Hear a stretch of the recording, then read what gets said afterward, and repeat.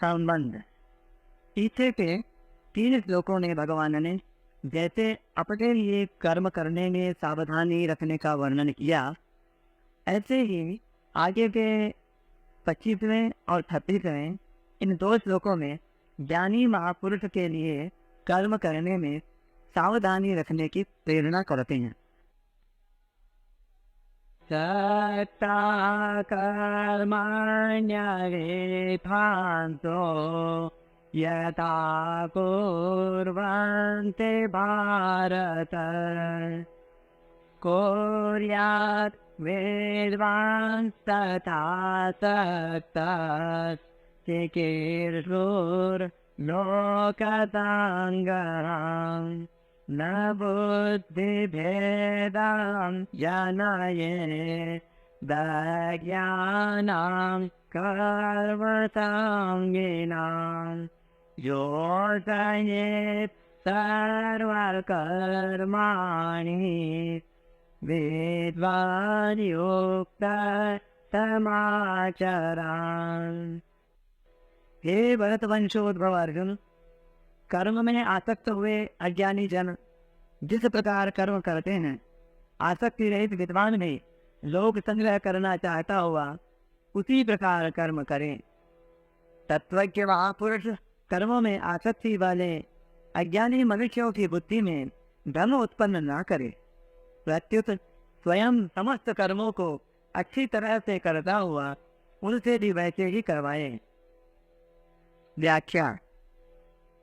तत्ता कर्मण्य विद्वांसो यथा कुर्वन्ति भारत।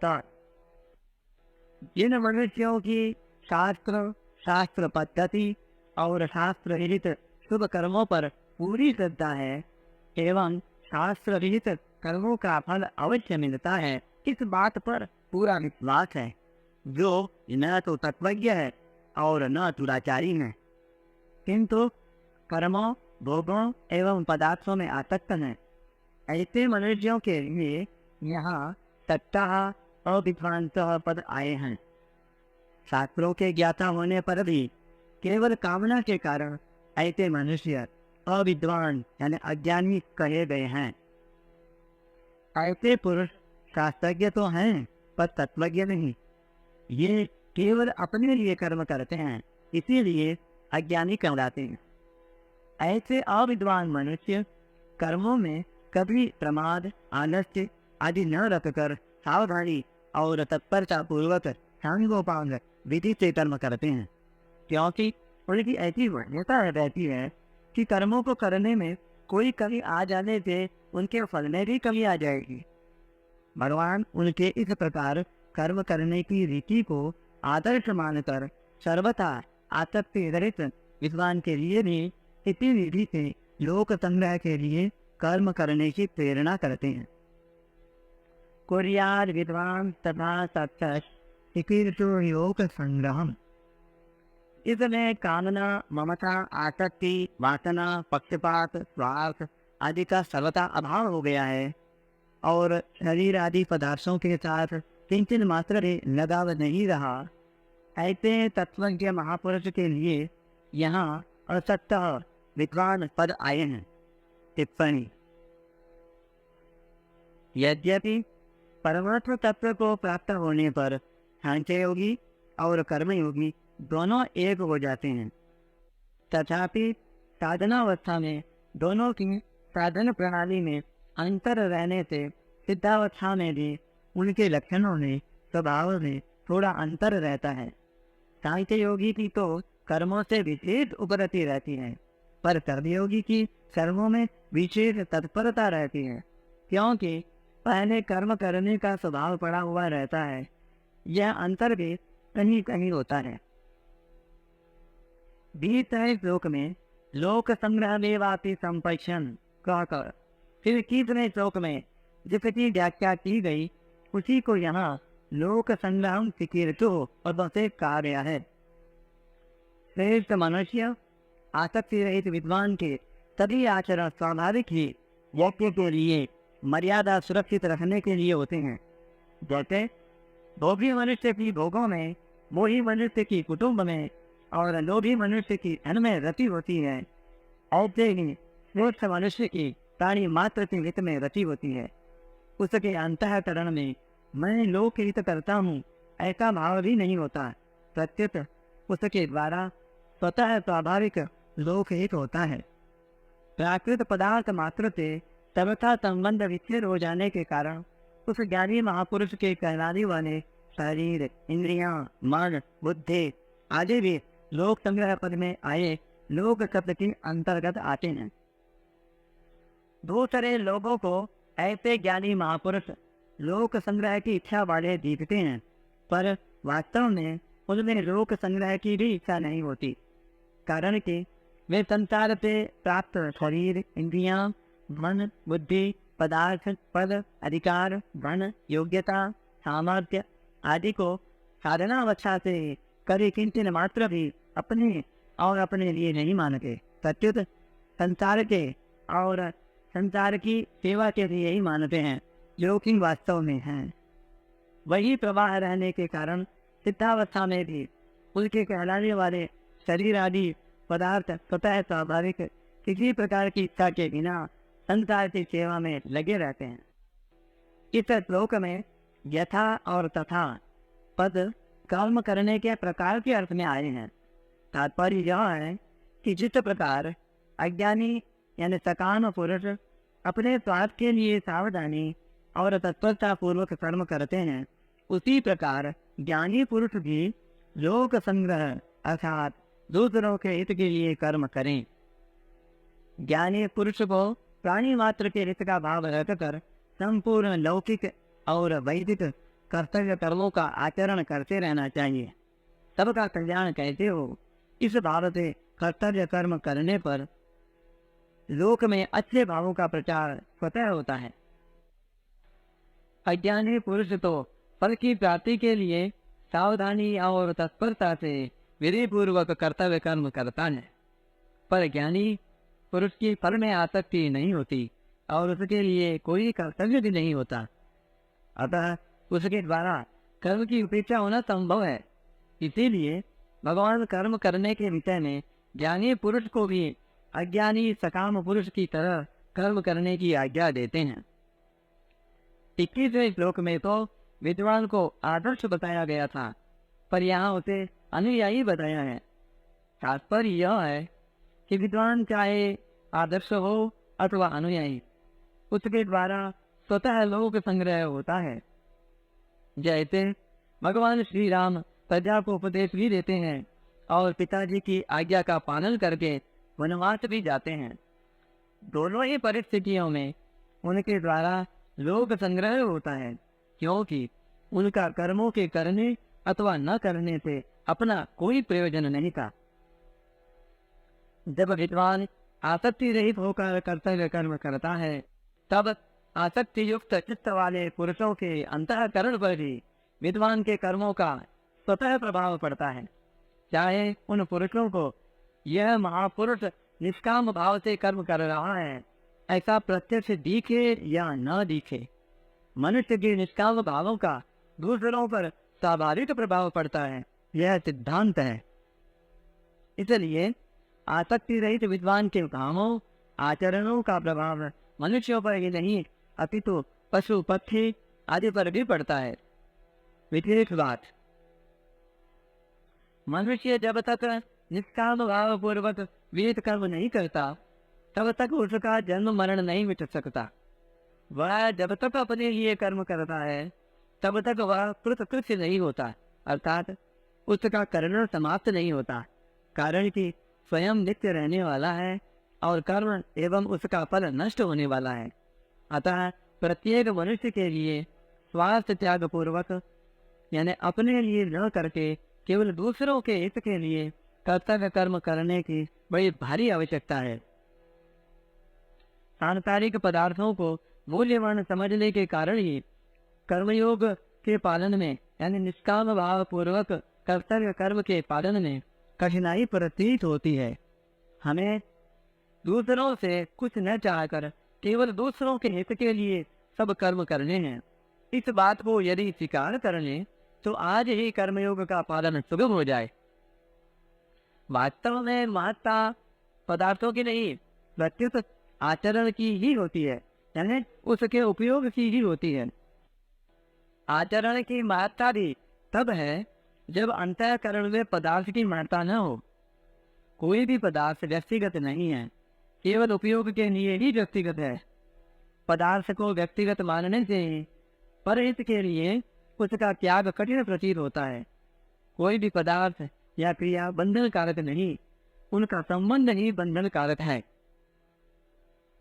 विद्वान पुरुषों से भी लोक संग्रह के लिए सब कर्म होते हैं, परंतु ऐसा होते हुए भी उनमें मैं लोक संग्रह कर रहा हूँ यह अभिमान नहीं रहता। कारण यह है कि शरीर, इंद्रियां, मन, बुद्धि, विद्या, योग्यता, पद आदि सब संसार के हैं और संसार से मिले हैं। संसार से मिली सामग्री को संसार की ही सेवा में लगा देना ईमानदारी है। उस सामग्री को बहुत सच्चाई से, ईमानदारी से संसार के अर्पण कर देना है। यह अर्पण करना कोई बड़ा काम नहीं है। जैसे किसी ने हमारे पास धरोहर रूप से रुपए रखे और कुछ समय बाद उसके मांगने पर हमने उसके रुपए उसे वापस कर दिए, तो कौन सा बड़ा काम किया? हाँ, हमारा दायित्व समाप्त हो गया, हम ऋण मुक्त हो गए। इसी प्रकार संसार की वस्तु संसार के अर्पण कर देने से हमारा दायित्व समाप्त हो जाता है, हम ऋण मुक्त हो जाते हैं, जन्म मरण के बंधन से सदा के लिए छूट जाते हैं। इसलिए सांसारिक पदार्थों को संसार की सेवा में लगाकर कोई दान पुण्य नहीं करना है, प्रत्युत उन पदार्थों से अपना पिंड छुपाना है। न बुद्धि भेदम जदये दज्ञानां कर्म संगिनां योषयेत सर्व कर्माणि विद्वान युक्त समाचरण। 25वें श्लोक में असक्त विद्वान पदों से जिसका वर्णन हुआ है, उसी आसक्ति रहित विद्वान को यहाँ युक्त विद्वान पदों से कहा गया है। जिसके अंतःकरण में स्वतः स्वाभाविक समता है, जिसकी स्थिति निर्विकार है, जिसकी समस्त इंद्रियां अच्छी तरह जीती हुई हैं और जिसके लिए मिट्टी, पत्थर और स्वर्ण समान है, ऐसा तत्व के महापुरुष ही युक्त विद्वान कहलाता है। पीछे के 25वें श्लोक में सत्ता अविद्वांसः पदों से जिसका वर्णन हुआ है, उन्हीं शास्त्र विहित शुभ कर्मों में आसक्ति वाले अज्ञानी पुरुषों को यहाँ कर्म संगिनाम अज्ञानाम पदों से कहा गया है। शास्त्र विहित कर्मों को अपने लिए यानी सुख भोग, मान बढ़ाई आदि की प्राप्ति के लिए करने के कारण इन पुरुषों को कर्म संगी और अज्ञानी कहा गया है। श्रेष्ठ पुरुष पर विशेष जिम्मेवारी होती है, क्योंकि दूसरे लोग स्वाभाविक ही उसका अनुसरण करते हैं। इसलिए भगवान उपयुक्त पदों से विद्वान को आज्ञा देते हैं कि उसे ऐसा कोई आचरण नहीं करना चाहिए और ऐसी कोई बात नहीं कहनी चाहिए जिसे अज्ञानी यानी कामना युक्त पुरुषों का वर्तमान स्थिति से पतन हो जाए। अज्ञानी पुरुष अभी जिस स्थिति में है, उस स्थिति से उन्हें विचलित करना ही, नीचे गिराना ही उनमें बुद्धि भेद उत्पन्न करना है। अतः विद्वान को सबके हित का भाव रखते हुए अपने वर्ण, आश्रम, धर्म के अनुसार शास्त्र विहित शुभ कर्मों का आचरण करते रहना चाहिए, जिससे दूसरे पुरुषों को भी निष्काम भाव से कर्तव्य कर्म करने की प्रेरणा मिलती रहे। समाज एवं परिवार के मुख्य व्यक्तियों पर भी यही बात लागू होती है। उनको भी सावधानी पूर्वक अपने कर्तव्य कर्मों का अच्छी तरह आचरण करते रहना चाहिए, जिससे समाज और परिवार पर अच्छा प्रभाव पड़े। बुद्धि भेद पैदा करने के कुछ उदाहरण इस प्रकार हैं। पहला, कर्मों में क्या रखा है? कर्मों से तो जीव बचता है, कर्म निकृष्ट हैं, कर्म छोड़कर ज्ञान में लगना चाहिए आदि उपदेश देना, अथवा इस प्रकार के अपने आचरणों और वचनों से दूसरों में कर्तव्य कर्मों के प्रति अश्रद्धा, अविश्वास उत्पन्न करना। दूसरा, जहाँ देखो वही स्वार्थ है, स्वार्थ के बिना कोई रह नहीं सकता, सभी स्वार्थ के लिए कर्म करते हैं। मनुष्य कोई कर्म करे तो फल की इच्छा रहती ही है, फल की इच्छा न रहे तो वह कर्म करेगा ही क्यों, आदि उपदेश देना।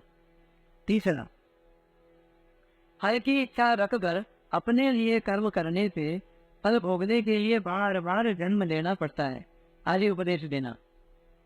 इस प्रकार के उपदेशों से कामना वाले पुरुषों का कर्म फल पर विश्वास नहीं रहता। फलस्वरूप उनकी फल में आसक्ति तो छूटती नहीं, शुभ कर्म जरूर छूटते जाते हैं। बंधन का कारण आसक्ति ही है, कर्म नहीं। इस प्रकार लोगों में बुद्धि भेद उत्पन्न न करके तत्वज्ञ पुरुष को चाहिए कि वह अपने वर्णाश्रम धर्म के अनुसार स्वयं कर्तव्य कर्म करे और दूसरों से भी वैसे ही करवाए। उसे चाहिए कि वह अपने आचरणों और वचनों के द्वारा अज्ञानियों की बुद्धि में भ्रम पैदा न करते हुए उन्हें वर्तमान स्थिति से क्रमशः ऊंचे उठाए। जिन शास्त्र विहित शुभ कर्मों को अज्ञानी पुरुष अभी कर रहे हैं, उनकी वह विशेष रूप से प्रशंसा करे और उनके कर्मों में होने वाली त्रुटियों से उन्हें अवगत कराए, जिससे वे उन त्रुटियों को दूर करके सांगोपांग विधि से कर्म कर सकें। इसके साथ ही ज्ञानी पुरुष उन्हें यह उपदेश दे कि यज्ञ, दान, पूजा, पाठ आदि शुभ कर्म करना तो बहुत अच्छा है, पर उन कर्मों में फल की इच्छा रखना उचित नहीं, क्योंकि हीरे को कंकड़ पत्थरों के बदले बेचना बुद्धिमत्ता नहीं है। अतः सकाम भाव का त्याग करके शुभ कर्म करने से बहुत जल्दी लाभ होता है। इस प्रकार सकाम भाव से निष्काम भाव की ओर जाना बुद्धि भेद नहीं है, प्रत्युत वास्तविकता है। इसी तरह उपासना के विषय में भी तत्वज्ञ पुरुष को बुद्धि भेद पैदा नहीं करना चाहिए। जैसे प्रायः लोग कह दिया करते हैं कि नाम जप करते समय भगवान में मन नहीं लगा तो नाम जप करना व्यर्थ है, परंतु तत्वज्ञ पुरुष को ऐसा न कहकर यह उपदेश देना चाहिए कि नाम जप कभी व्यर्थ हो ही नहीं सकता, क्योंकि भगवान के प्रति कुछ न कुछ भाव रहने से ही नाम जप होता है। भाव के बिना नाम जप में प्रवृत्ति ही नहीं होती। अतः नाम जप का किसी भी अवस्था में त्याग नहीं करना चाहिए। जो यह कार्य है कि वनवास हो चौदिश फिरे, यह तो सुमिरन नहीं। इसका भी यही अर्थ है कि मन न लगने से यह सुमिरन यानी स्मरण नहीं है, जप तो है ही। हाँ, मन लगाकर ध्यान पूर्वक नाम जप करने से बहुत जल्दी लाभ होता है।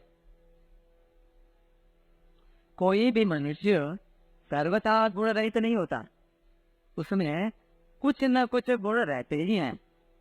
इसलिए तत्वज्ञ महापुरुष को चाहिए कि अगर किसी व्यक्ति को उसकी उन्नति के लिए कोई शिक्षा देनी हो, कोई बात समझानी हो, तो उस व्यक्ति की निंदा या अपमान न करके उसके गुणों की प्रशंसा करें। गुणों की प्रशंसा करते हुए आदर पूर्वक उसे जो शिक्षा दी जाएगी, उस शिक्षा का उस पर विशेष असर पड़ेगा। समाज और परिवार के मुख्य व्यक्तियों को भी इसी रीति से दूसरों को शिक्षा देनी चाहिए।